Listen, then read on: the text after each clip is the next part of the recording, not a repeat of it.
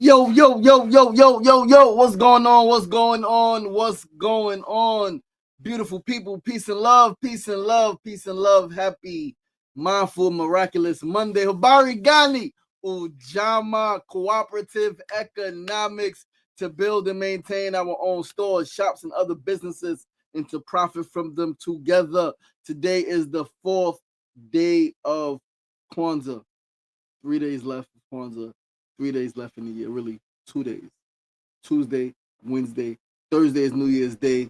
I'm super excited. I'm super grateful. I don't think I've ever been this excited going into a new year, new birthday. Right, my birthday is in March, so soon after the year starts, 2 months later, my birthday. It's a different kind of excitement though, because I've been like really excited. Where I'm like, yo, yo, yo, yo, yo, and I got that, but it's also a calm excitement, right? Which is different, right? If you know me, you know Pisces, like we could be extreme, right? We could be one extreme or the other extreme, extremely excited, extremely sad, extremely extreme, right? We are pretty extreme. We can be pretty extreme. But what I'm feeling right now is a calm excitement. Like I know exactly what's going to happen. I know exactly what I'm going to do. Um, I feel I have the right amount of challenges to keep me focused, to propel me forward. One thing I've learned, I think I shared it last week on the show or something like that. I know I shared it with Mona. Just a revelation when we think about low points. Something I heard a while ago was like, even hurdle jumpers have to get low, really low, in order to propel themselves higher. And I'm reminded that in that, God, the divine, is always there, even in your low points. I listened to a talk, I think yesterday, day before yesterday. Eric Thomas was talking, and he said some fly shit. Eric Thomas is a bad motherfucker. Can't wait to work with that guy.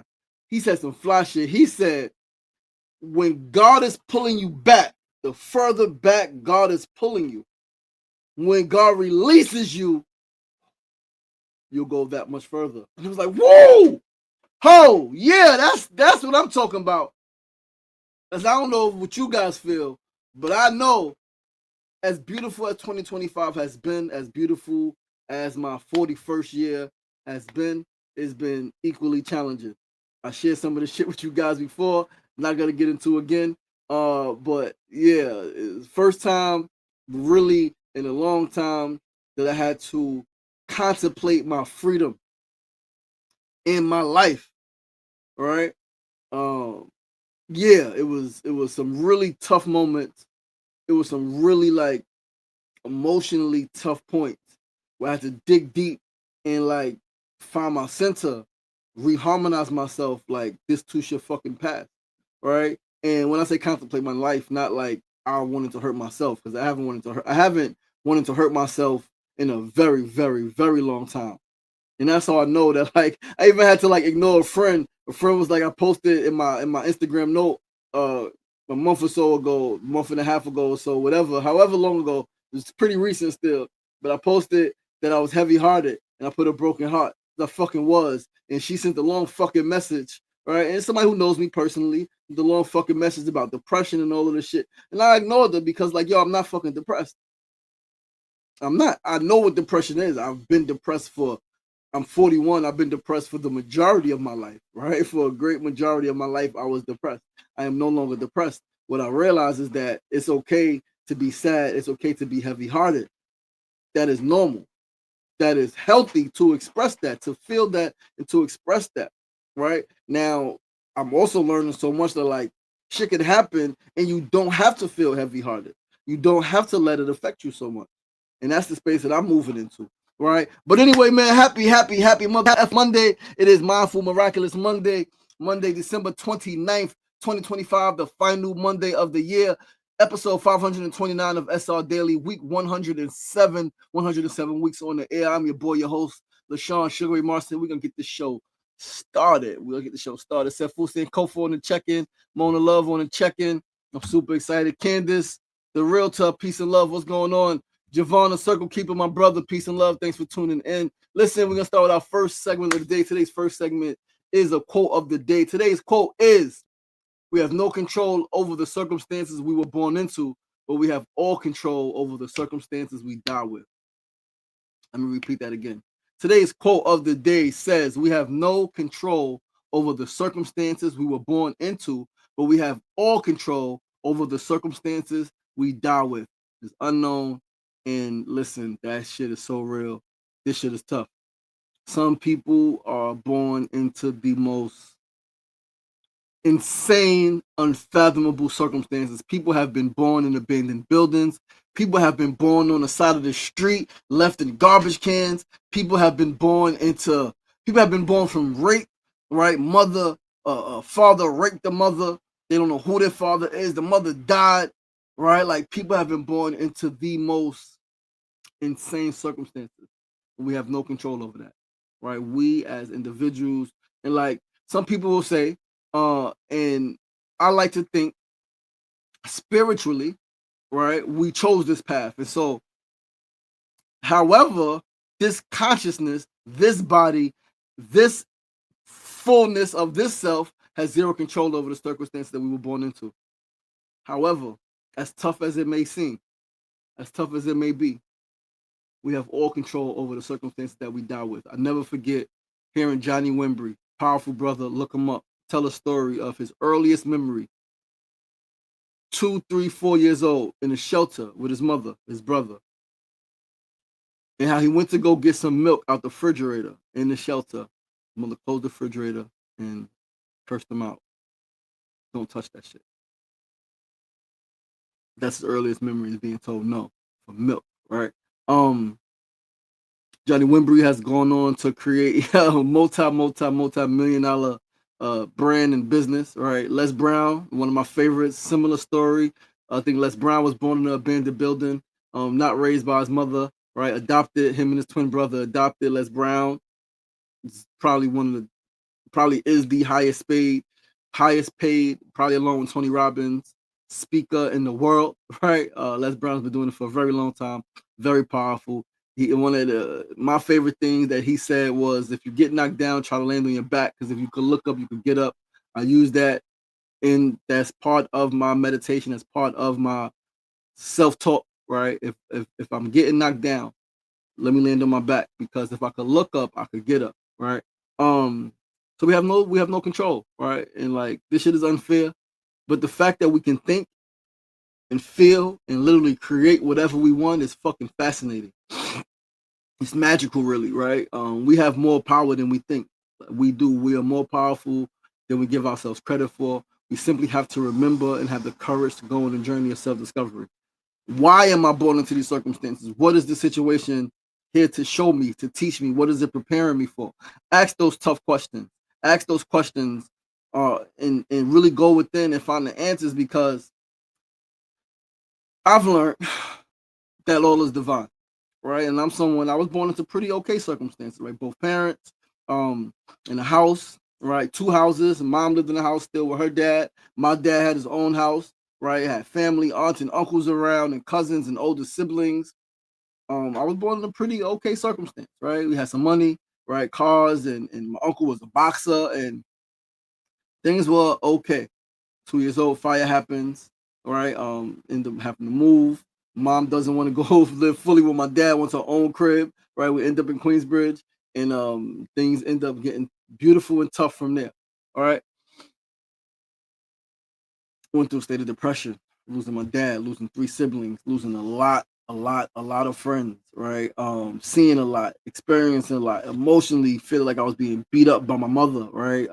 Physically being hit, right? Led me to depression, led me to sitting with a gun to my head, right? Led me to all of these emotional, mental challenges, circumstances. Some that were beyond my control. My dad's passing, beyond my control. Fire, beyond my control, right? Other things beyond my control. What was in my control, what is in my control, is how I show up every day, and is the work that I put in on myself. Now, I understand fully that not everyone has the same thought capacity, right? Not everyone's thinking the same thing. And so not everyone's going to be able to do it on their own. Some people need a little more help, right? However, it is each of us as individuals, it is our responsibility to seek the help, to ask for the help, to be receptive of the help, right, when it comes. And even that's a fucking stretch in a journey, right? But we can do it. We could do it. We could do it. We could do it. We just gotta go on a journey of self-discovery. It will cost us our comfort zone. It will be painful. There will be a lot of tears. There will be a lot of tears. There will be a lot of years of loss. There will be a lot of fucking years of pain where you're like, yo, this shit is painful. I don't know how I'm gonna get through this shit. I don't know what's in front of me. I can't even see tomorrow, let alone next year, let alone 5 years from now. But if we take one step at a fucking time, if we take one step at a time, one heartbeat at a time, one moment at a time, one breath at a time, one day at a time, one challenge at a time, maintaining faith, maintaining courage, maintaining strength, maintaining conviction, I promise you at one point you will realize it was all fucking worth it. At one point you will realize it was all fucking worth it, and it's okay. It's okay to not be okay, and eventually it will all be okay, and you're going to be okay. And then you're going to thrive, and you're going to shine, and you're going to light up the whole motherfucking world. How do I know? Product of exactly what I'm talking about, right? But we're going to move along to our second segment of the day. That's our call of the day. We have no control over the circumstances we were born into, but we have all control over the circumstances we die with. We're going to go along to our second segment of the day, our Need to Know News of the day. Today's Need to Know News is a news flash. It's a reminder, beloved Cordelia, what's going on? Peace and love. Thanks for tuning in. Today's news flash is, listen, I'll tell you guys a secret. It's okay to focus on the money. It's okay. It's okay to focus on the money. You may have been told not focus on the money. You may have been told you money hungry. You may have been told all of this and all of that, right? But it's okay to focus on the money. It is. Like a lot of people, black people especially, have a lot of trauma around money. A lot of trauma around money, right? This person stealing, grandmama died, left the will, this person fighting, people have killed over money. People have killed their family over fucking money. They have. People have alienated their family over money, right? People have stolen money from their parents. Listen, I know a situation, man. This shit is tough. The mother died, right? Mother's an old woman in her 80s, 90s, I think. The mother dies. The father dies. The father dies. The daughter, as the daughter was there with the father alone, father's dead. Before she calls the ambulance, before she does anything, calls any other family member, she takes the motherfucking credit card, the debit card, goes to the bank and empties the account before calling the hospital, before calling the ambulance. Her father died. Her father died. Fell out. Heart attack, I think, some shit like that. Dealt with high diabetes, cancer. Fell out, dead, on the floor, in the house. Doesn't call an ambulance. Doesn't call her mother. Doesn't call her siblings. Goes, takes his motherfucking debit card, goes to the bank, empties his fucking account, and then calls. It's a lot of fucking trauma around money. Her family don't really like her like that because of that shit. And that was 30 fucking years ago, right? That was 30 something years ago, almost 40 fucking years ago. Insane. But that's real. It's real. That shit happens. So we have a lot of trauma around money. And we have been conditioned to believe that money is the root of all evil. And we've been conditioned to believe that by people who say that that's what the Bible says, which the Bible does not say that specifically. It says the love of money, meaning what you will do for money, right? In New Jack City, which I might watch, right, before the year's over, New Jack City said niggas will kill their own mother for the love of money. Niggas will steal from their father. We will. We sell drugs to our parents. We sell drugs to our siblings. We sell drugs to our community, people who we say we love. We have friends who are childhood friends, play basketball together, was in school together, slept at each other's crib. One friend goes away, something happens, they get hooked on drugs, come back to the neighborhood, they on crack. This friend is selling them fucking crack. This friend is selling their friend fucking crack cocaine. The love of money. It's tough. So we have to heal our relationship with money. It's possible and it's necessary to liberate ourselves as black people and as fucking humans. We need some money to do some of the things that are necessary. We need to build clinics. We need to build schools. We need to build fucking housing, right? Like deeply affordable housing. So that's going to take motherfucking money. We need art programs. We need therapeutic programs, right? Like motherfuckers need to travel. Motherfuckers need to leave their neighborhood. Motherfuckers need to leave their family. They need to move away to different environment, a different climate. right? Like the shit takes fucking money, man. So like, remember, where attention goes, energy flows. So let's put our attention on the money, and that's a message to me. I'm gonna tell you guys this story real quick. As I mentioned, like I was born into pretty okay circumstances. Like we had money. My dad, I don't even know how much money he made. He was an entrepreneur, but I know that like we ain't never won for nothing. I know he had a car in a van, he had a station wagon in a business van, right? He had a house in Hollis, Queens, and my mother had an apartment in Queensbridge, right? We traveled regularly. My dad had employees, right? He took care of his children, right? I was the youngest. I was the only child at the time. My siblings, when I was born, my closest sibling to my dad is 16 years older than me. So like I don't know exactly what that responsibility was, but like I know he took care of his children. I know he took care of his grandchildren, right? I know that my aunt was raising my nephew, and my father helped my aunt pay for a lot of things because my sister, my nephew's mother, was on drugs, right? So like my dad had some money. Right? Again, we traveled regularly. Regularly, we were on trips. If we didn't go as a family, my dad and my mom was constantly on a cruise and going over here, taking this flight over here, right? Like my dad had some money. Don't know exactly how much, but we had money. My aunt had money. My grandfather had money, right? My uncle, two of my uncles had money, right? Uncle David had money, right? CO, former fucking military, former Navy. Uncle Kevin, former military, former Navy. He's a boxer, right? I've seen him make stacks of money. Like I was with him at fights sometimes, and after the fight, he go and he get his motherfucking bread and he put it in the fucking duffel bag. We had money. Grew up with money. My dad passes away, right? My sister's giving me. My sister used to come to Queensbridge. My sister who was on drugs used to come to Queensbridge, give me 500. All right, I'm 8, 9, 10, 11, 12 years old. 500, right? Yo. Put it in your sneaker. Put it in your sock. Don't let your mother see it. All right. Had money, and then I start hustling, and then I was getting a check from my father after he passed. Right, Social Security. All right, had money. Had money. But at some point, I identified myself with money only. Right? I lost myself, and if I didn't have money, I didn't feel good. If I didn't have money, I felt lost. If I didn't have a lot of money, like I was hustling, so now it's up and down.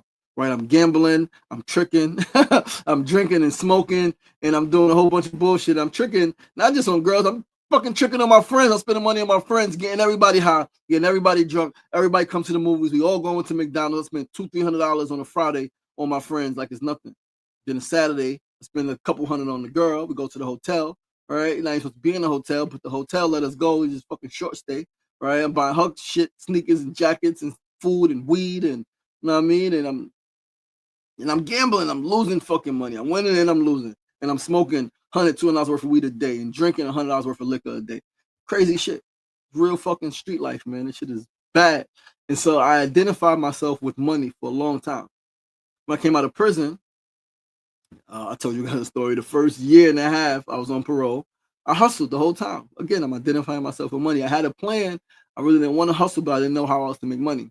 At some point, once I stopped hustling, I detached from money and said, you know what, you don't need money to live. I came across that, right? I came into that mentality, that mindset, that spiritual awakening is that we don't need money to live, which we essentially don't. And there's a time and a place where you don't need money.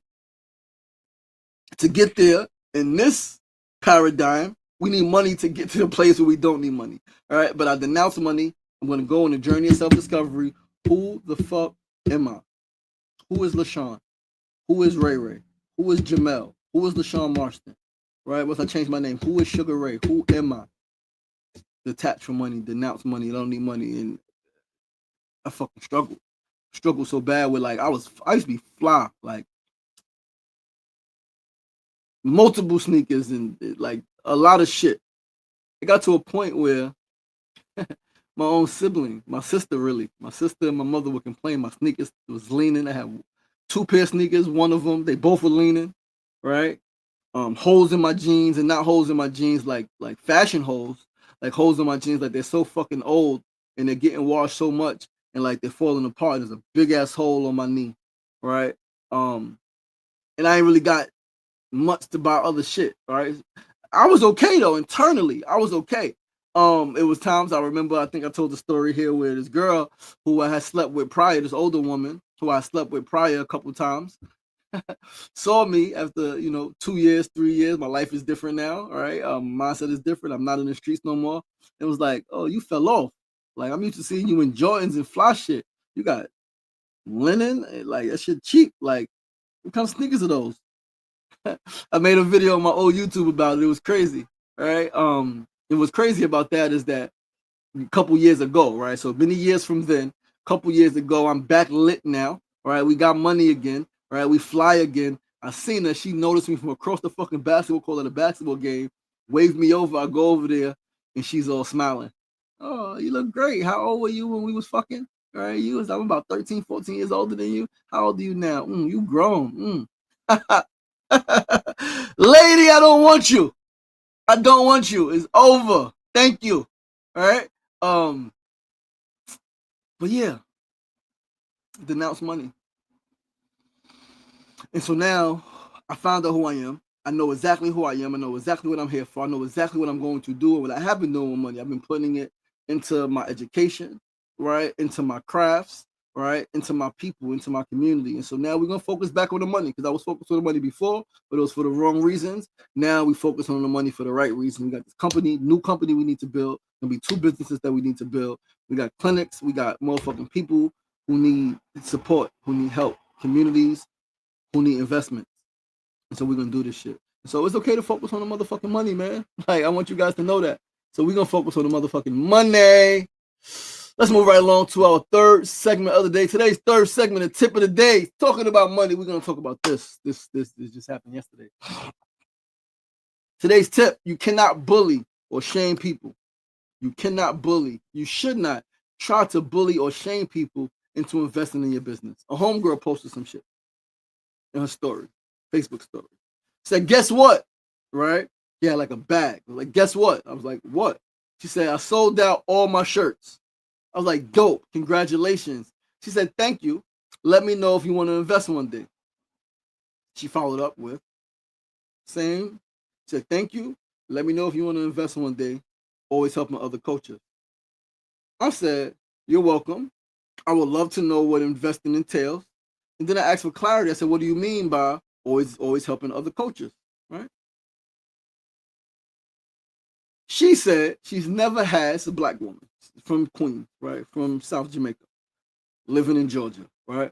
She said she never had a black person invest in her. I never had an African-American investor. And it's always other groups of people.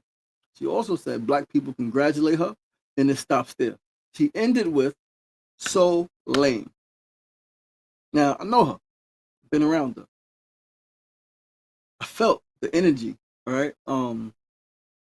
I've said congratulations a lot, all right? She had some shit she was doing a couple years ago, so support us, sent a couple dollars, like, yo, great work, I'm proud of you, right? But it wasn't an investment. It was just like a gift, a token of appreciation for the work that you put in, right? When I did my screening and when I screened American Hero down in Atlanta, she came with her children after work, picked the children up, she came, right? She's doing dope shit, got a dance studio, dope sister doing dope things, right? Showed up for me, great, right? I sent the gift, right? Like, great work, like friends, like brother, sister, like great energy. But the so lame comment. So now I had a lot I wanted to share, but I chose not to respond at all, at least not yet, right? Because I understand her, what she was saying, and I understand her frustration.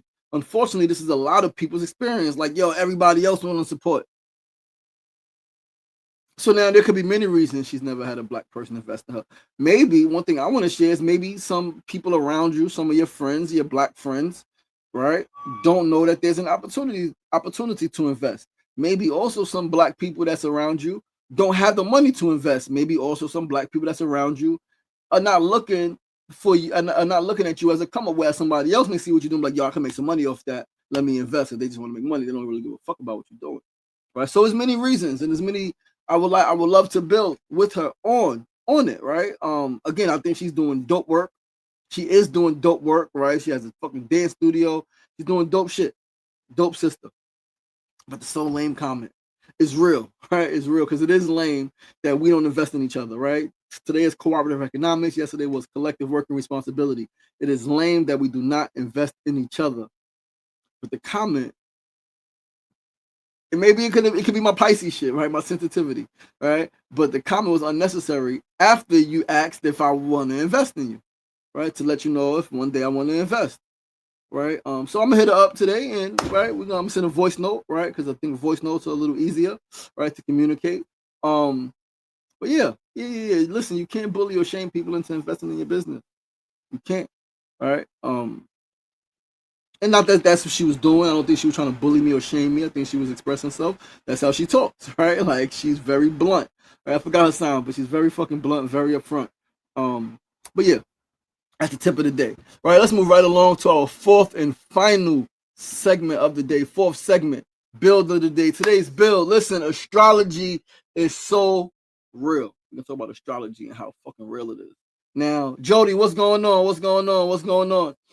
Listen, I make no claim to understand all astrological language, rising, sun, moon, direct, etc. I don't know what that shit means, all of it. I don't know what none of it means, right? Actually, right? And I'm okay with not knowing what the fuck it means. But what I know is that I fucking feel, and I know what I feel, and I know what I've always felt. And when I've spoken to astrologers, even having previously dated a pretty dope fucking astrologist, what I felt has always been pretty spot the fuck on with what's going on astrologically. Take for instance, I had my sudden relief around my situation with my children and their mother, right? I've shared the story before. I've been emotional on the show before, talking about the situation with my children, right? The situation hasn't changed. In some ways, it's gotten worse, but my feelings about it have changed. My feelings about her have changed, right? I shed the anger and ill feelings that were attached. There was some anger, there was some frustration, there was some ill feelings there that wasn't always there, but they came up, right? But I shed those feelings. I shed those fucking feelings. I shed those ill feelings, and that was just in the end of November, right? And for the 2 weeks after that shit, I was confused because I'm like, I want to be angry, right? But like, I can't be angry no more. It's not in me no more to be angry because I understand. Like, once you understand, a lot of shit like falls by the wayside. Once you understand why somebody could be doing something, why somebody behaves in a certain way, moves in a certain way, all you can have is compassion and empathy and understanding, forgiveness, right? And then you could take, for instance, my sudden, like the sudden burst of energy related to this new venture I'm entering, right? This new idea and the energy surrounding that. Like, it serves me in terms of impact and income. I feel in my soul that 2026, my 42nd year, is going to be absolutely massive. I feel that shit in my motherfucking soul. And I had no idea, right, what was going on astrologically a week ago, right? I just know, like, and Kimona would tell you the energy that I felt, the energy that I shared with her, right? Like, the light around me, the energy in me is completely different. Sharing with her, yo, I got this new idea, I'm developing it, it's gonna be the biggest year. Yeah, this is the business idea that's gonna really like put me in a motherfucking different stratosphere. Right? It's product based. I'm a product motherfucking guy. It's tech based. Like, tech is the future, right? Tech is the now and the future, right? I had no idea what was going on astrologically, but in the last week, I've seen, since last Sunday to now, I've seen so many videos of people talking about some shit, Neptune going direct in Pisces, some shit like that, and how a 14-year hold, a 14-year cycle is ending. Some shit that started in 2011, around identity and love and like career and like all of that shit, how that hold is being lifted, and like you're going into an incredible time, right? January or February to May 2026 is like the remnants of it, like the end of it, and then from there is up. Again, I'm just about to fuck on. Like, I feel this shit strongly. I'm like, I know with every fucking ounce of blood in my body that 2026, my 42nd year on Earth, is going to be my best year yet. I have the right amount of challenges, right? You need a certain amount of healthy challenges to keep you grounded, to keep propelling you, to keep you fighting for something, right? I have the healthy amount of challenges with my motherfucking children, challenges with my own motherfucking addiction, right? Eating and food, right? Challenges with housing. I need a new fucking crib, right? My mom got some challenges, right? I got the right amount of challenges. I got all of the resources and tools I need to knock those challenges out one by one by one. All right. So yeah, I'm more excited than I've ever been. And like I said, it's a calm excitement, which is different. I'm not like overly excited, which is one thing I speak about. Like, don't keep your head too high in the clouds because you missed the fucking ditch. Don't keep your head too low because you missed the motherfucking sun. Straight ahead. And I'm looking straight ahead. And so yeah, man, I'm really excited, man. But listen, guys, that's our show for today. That is our show. Said Food said I want to get to a place where I don't identify my ex-wife as evil. Call it into existence. Claim it.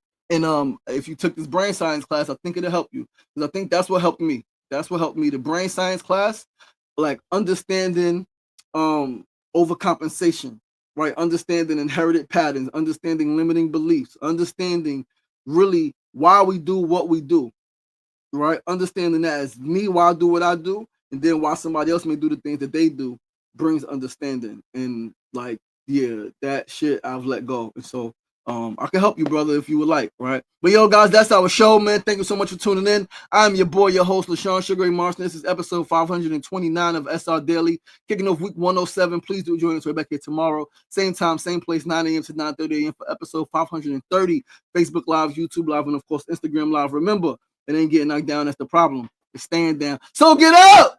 The power is in you. As always, be kind to yourself and be kind to each other. Peace and love.